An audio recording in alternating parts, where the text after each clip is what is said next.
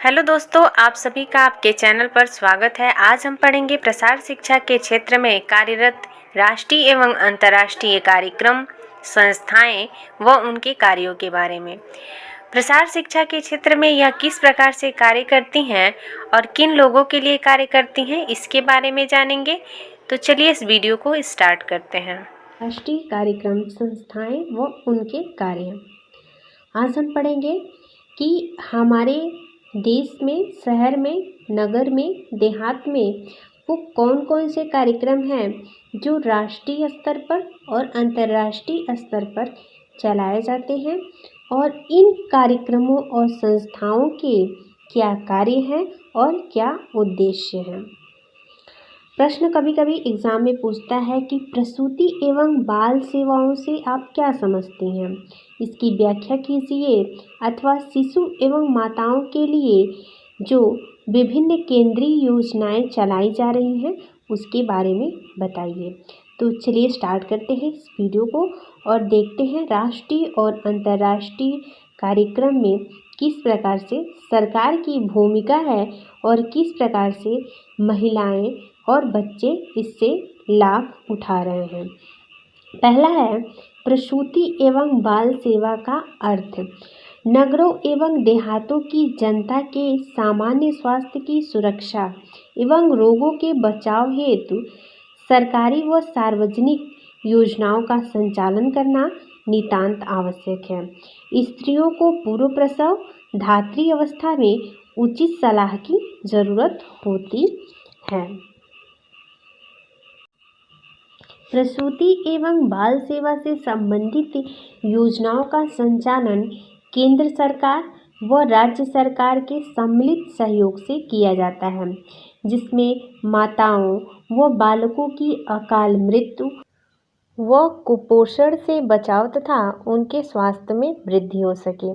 तो चलिए स्टार्ट करते हैं और देखेंगे कि किस प्रकार से सरकार ने बालकों की अकाल मृत्यु को रोका और उनको कुपोषण से बचाया।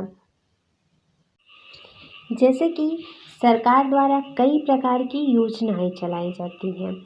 इन योजनाओं में जो गर्भवती स्त्री होती हैं, यानी कि जो माताएं होती हैं, जो नगर में रहती हैं, देहात में रहती हैं, उनके स्वास्थ्य को सुरक्षा की दृष्टि से तथा उन्हें किसी प्रकार का रोग न हो, इसके लिए सरकार ने विभिन्न प्रकार के कार्यक्रम चलाए। विभिन्न प्रकार के कार्यक्रमों का चलाने का उद्देश्य सरकार का सिर्फ और सिर्फ इतना था कि जो गर्भवती स्त्रियां हैं, जो महिलाएं हैं, उनके स्वास्थ्य की रक्षा हो, प्रसूति गृहों की स्थापना हो तथा उनके ज्ञान में वृद्धि हो। वो फिल्म के माध्यम से, प्रदर्शन के माध्यम से, पोस्टरों के माध्यम से क्या किया, सरकार ने शिक्षित किया तथा वे खुद स्वयं आत्मनिर्भर होकर के अपने कर्तव्यों का पालन कर सके और उनके स्वास्थ्य की रक्षा हो सके। यहाँ तक आप लोगों ने समझ लिया होगा। तो इसीलिए ने सरकार ने राष्ट्रीय और अंतर्राष्ट्रीय कार्यक्रमों को संचालित किया और चलाया। तो चलिए आगे देखते हैं कि शिशुओं एवं माताओं के लिए विभिन्न कार्यक्रम चलाए गए। शिशु एवं माताओं की प्रमुख योजनाओं का संचालन किया जा रहा है, जो इस प्रकार से है। पहला है विशेष पोषण कार्यक्रम।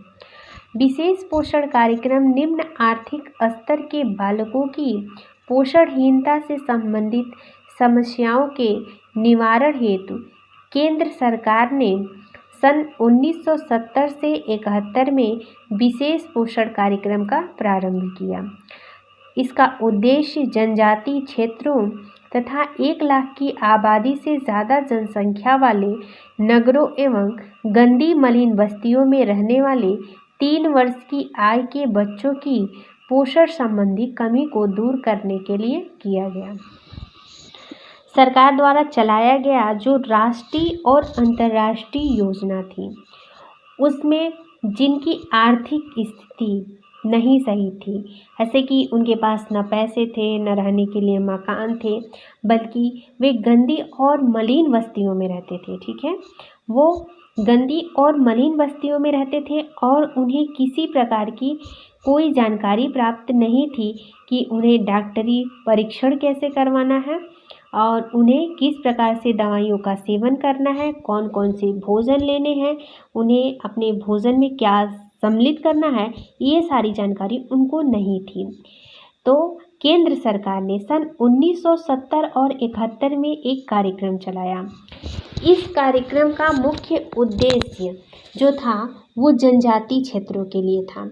जनजाति क्षेत्र जो थे उनकी जो 1 लाख की आबादी थी, वहाँ की जो गंदी मलिन बस्ती में व्यक्ति रहते थे और वहाँ के जो बच्चे 3 वर्ष की कम आयु के छोटे से बच्चे हैं और उनमें पोषण संबंधी कमी है। ऐसे कि 3 साल का बच्चा है और कुपोषण से क्या है, ग्रसित है, उसे कुपोषण हो गया है, ना उसकी वृद्धि हो रही है बल्कि उसे तरह तरह के रोग लगे हुए हैं। तो इन सारी चीज़ों को, इन सारी परेशानियों को दूर करने के लिए 1970 और 71 में ये विशेष पोषण कार्यक्रम चलाया गया और 1 लाख लोग इस कार्यक्रम में भाग लिए और कार्यक्रम का लाभ भी उनको मिला। सरकार ने तरह तरह की दवाइयों का प्रबंध किया, नर्सों का प्रबंध किया और जो कुपोषण से ग्रसित बच्चे थे उनको क्या किया, उनको पोषक युक्त भोज्य पदार्थों को, पेय पदार्थों को बंटवाया सरकार ने और उससे वो खाए पिए और उन कुपोषण से मुक्त हो और उनका एक सुंदर भारत का निर्माण हो सके।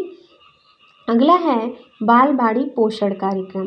बालवाड़ी पोषण कार्यक्रम के अलावा समाज कल्याण विभाग ने सन 1970-71 में अल्प कार्यक्रम की शुरुआत की, जिसके अंतर्गत 6 वर्ष की उम्र के बालकों को पोषण आहार वितरित किया गया। जैसा कि आप लोगों ने अभी जाना कि विशेष पोषण कार्यक्रम भी सन 1970 और 71 में प्रारंभ किया गया, लेकिन यह क्या था, यह जनजाति क्षेत्रों के लिए था और इसके अंतर्गत 1 लाख आबादी थी और इसमें जो गंदी मलिन बस्ती वाले जो बच्चे थे वो सम्मिलित थे, जिनकी उम्र क्या थी, 3 वर्ष थी। लेकिन बालवाड़ी पोषण कार्यक्रम भी सन 1970-71 में चलाया गया, लेकिन इस कार्यक्रम का क्या उद्देश्य था, इस कार्यक्रम का उद्देश्य भी वही था जो विशेष पोषण कार्यक्रम था। विशेष पोषण कार्यक्रम का यही उद्देश्य था कि जो कुपोषण युक्त बच्चे हैं, जिनको कुपोषण लग गया है, उन्हें सरकार द्वारा जो विभिन्न प्रकार की योजनाएं चलाई जा रही हैं, जैसे कि बालकों को तरह तरह के जो भोजन बटाए जा रहे हैं या उन्हें कुपोषण की बीमारी लग गई है तो उन्हें कुपोषण से मुक्त करने के लिए दवाइयों का, टॉनिकों का आदि को क्या किया, सरकार ने वितरित किया। तो वो 3 वर्ष के बालकों के लिए था, ये 6 वर्ष के बालकों के लिए। 6 वर्ष के बालक जो हैं उनको भी पोषण आहार वितरित किया गया, जैसे कि फलों को, सब्जियों को, दूधों को आदि को क्या किया गया, वितरित किया गया और घर घर जा कर के जो अंतर्राष्ट्रीय और राष्ट्रीय स्तर पर जो व्यक्ति उस कार्यक्रम में लगाए गए थे उनको क्या किया गया, भेजा गया और वो घर घर जा कर के उनको टॉनिक और उनका डॉक्टरी परीक्षण किए और उन्हें कुपोषण से मुक्त किए। अगला है केयर सहायता। पूरक पोषण आहार प्रदान करने के लिए केंद्र शासित क्षेत्रों को केयर द्वारा वर्ष 1981-82 में 149 लाख बच्चों को इस योजना के अंतर्गत लाभ प्राप्त किया गया। इस योजना में विद्यालय तथा पूर्व विद्यालयी बच्चों को भी शामिल किया गया। केयर सहायता में सरकार ने पूरक आहार से मतलब यह है कि जैसे कि एक छोटा सा बालक होता है तो जब वह माँ का दूध पीता है तो उसके लिए वही पूरक आहार होता है, लेकिन जब वो माँ का दूध छोड़ देता है तो उस वक्त उसे दूध, फल, सब्जियाँ आदि प्रकार के भोजन की आवश्यकता होती है। तो जो केंद्र शासित क्षेत्र थे वहाँ केयर एक प्रकार की संस्था है और यह संस्था सन 1981-82 में 149 लाख बच्चों को एक योजना लाई और इस योजना के अंतर्गत बच्चों को क्या किया गया, जो विद्यालय जाने वाले थे और जो विद्यालय नहीं जाने वाले थे, दोनों बच्चों को सम्मिलित किया और उनकी जो कुपोषण से संबंधित या किसी प्रकार की बीमारी लग गई है, जैसे कि साफ़ सफाई का ध्यान नहीं दे रहे हैं, भोजन को ढक करके नहीं रख रहे हैं, जैसे हैजा, कालरा आदि प्रकार की बीमारियां बच्चों में जो हो रही हैं, उससे क्या किया जाए, मुक्त किया जाए। उन्हें हाथ कैसे धुलना है, हाथ धो के खाना खाना है, तरह तरह के क्या उन्हें कार्यक्रम चलाए गए और उन कार्यक्रमों के अंतर्गत उन्हें प्रशिक्षण दिया गया और सिखाया गया कि किस प्रकार से आप अपने को स्वस्थ रख सकते हैं। अगला है बाल अंधता निरोधक कार्यक्रम। बच्चों के आहार में विटामिन ए की कमी के स्वरूप अंधता की रोकथाम हेतु स्वास्थ्य केंद्रों द्वारा विटामिन ए प्रत्येक बच्चों को प्रदान किया गया। बाल अंधता निरोधक कार्यक्रम के अंतर्गत 84 लाख बच्चों ने इस योजना का लाभ उठाया। ये भी राष्ट्रीय और अंतर्राष्ट्रीय स्तर पर कार्यक्रम चलाया गया।